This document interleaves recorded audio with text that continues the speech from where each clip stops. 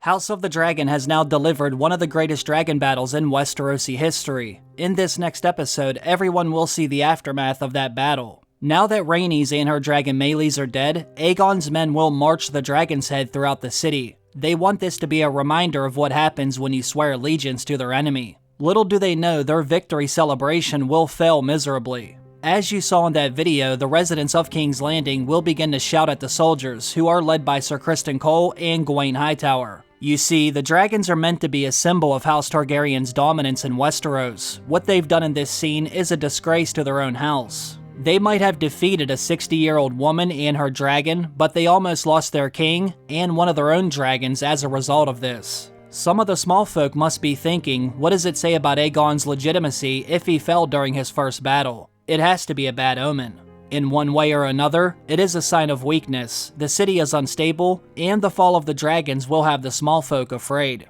They will undoubtedly be worried about Rhaenyra and/or Daemon sending their dragons to attack the city. We should see thousands of residents begin leaving the city. That is until Alicent orders the city watch to shut the gates. After they eventually run out of food, it will lead to an all-out riot in the streets of King's Landing. Aegon's body was also brought home.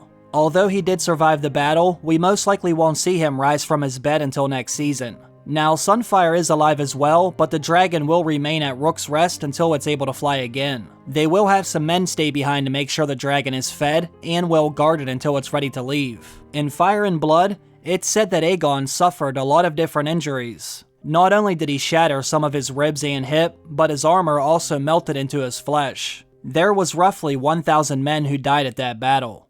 As you can see, there will be maesters working on Aegon day and night. For now, his brother Aemond will rule in his absence. He certainly won't have to worry about Aegon standing in his way now. This is what he always wanted after all, and I gotta be honest, Aemond looks like a badass in most of his scenes. I love how he's overlooking his handiwork, admiring what he's done.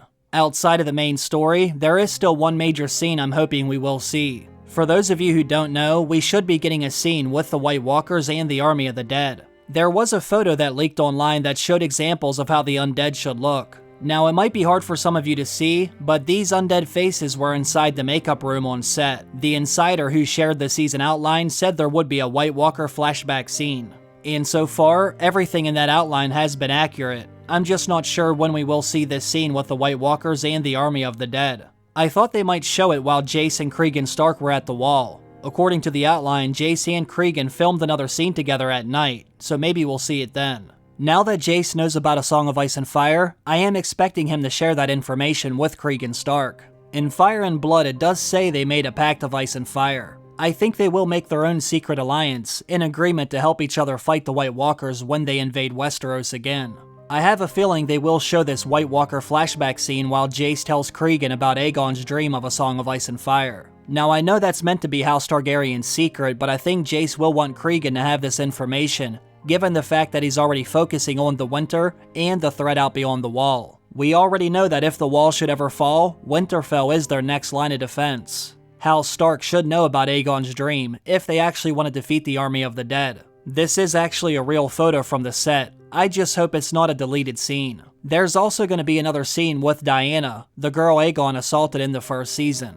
Now, the outline doesn't say what she will do in the scene, all it says is Diana will be in several episodes this season. Now, back on Dragonstone, Rhaenyra holds a Black Council meeting. She knows they need the Riverlands on their side, therefore she will have to get word to Daemon eventually. I find it interesting how the Sea Snake isn't there. In Fire and Blood, he blames Rhaenyra for the loss of his wife Rhaenys. I'm excited to finally see Daemon leave Harrenhal in the next episode, even if it is only for a moment. As you can see, Daemon and his dragon Caraxes will face a small number of Bracken soldiers. He will make them an offer, either bend the knee or die. In the last episode, Willem Blackwood said he would lend Daemon his army if he would bring justice to House Bracken. I'm assuming that's what we'll see in the scene right here. I don't think they will bend the knee because I can't see them joining forces with the Blackwoods. And not to mention, this shot right here says Caraxes is about to have a snack. Now that Daemon is gathering an army, he will need to make sure he can house all of them at Harrenhal. We will see him fixing up the castle in the following episode. While he's there, he will continue to have more dreams and hallucinations. We hear a voice say Daemon was meant to wear a crown. I'm assuming it's the voice of Alice Rivers, but it might be someone else. It's obvious that Daemon is still haunted by the fact that he wasn't able to follow Viserys on the Iron Throne. It's something he's gonna have to get over, otherwise it will drive him mad. We also hear the voice of Ser Otto, which makes me wonder if he comes back to King's Landing now that Aegon is injured. They certainly want us to think that because we hear his voice while they show the small council scene. It looks like we might finally be done with Alicent and Sir Criston Cole's romantic relationship. His focus should now solely be on the fact that they're fighting a war. I think we've all had enough of their sex scenes. We get a nice shot of Jace's dragon Vermax while he's visiting House Frey. Most of you should remember that bridge from Game of Thrones. It is the same one Robb Stark ultimately died for after he swore he would marry Walder Frey's daughter so long as his army could cross it. Now Jace is here, hoping they will join forces with his mother. Since he already has House Stark on his side, the Starks will need to cross this bridge when they eventually bring their soldiers down to King's Landing. There is a shot of Jace and Lord Frey sharing a drink, therefore we can assume things go over well while he's there. In another scene, we will hear Mysaria say, "There's more than one way to win a war." Mysaria helps Rhaenyra sneak Alinda Massey into King's Landing. She's the red-hooded woman right here. The outline says she will mess with the food carts while she's there. As you all know, the residents of King's Landing are already running low on food.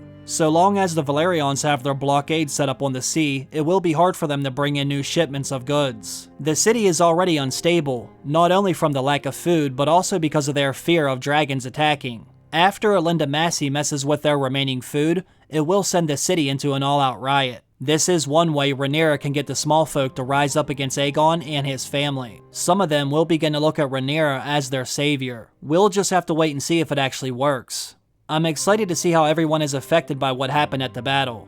As I said before, this episode will focus on the aftermath of the death of Rhaenys and Meleys and the injuries to Aegon and Sunfire. What do you think will happen in the next episode? I'm sure it'll be another great one. Also, what scene do you think they filmed with the White Walkers and the Army of the Dead? I'd love to hear your thoughts. As always, I want to thank all of you for watching another video. I will be releasing a lot more videos every week. I hope I'll see all of you back here again. Have a great day, everyone. Bye.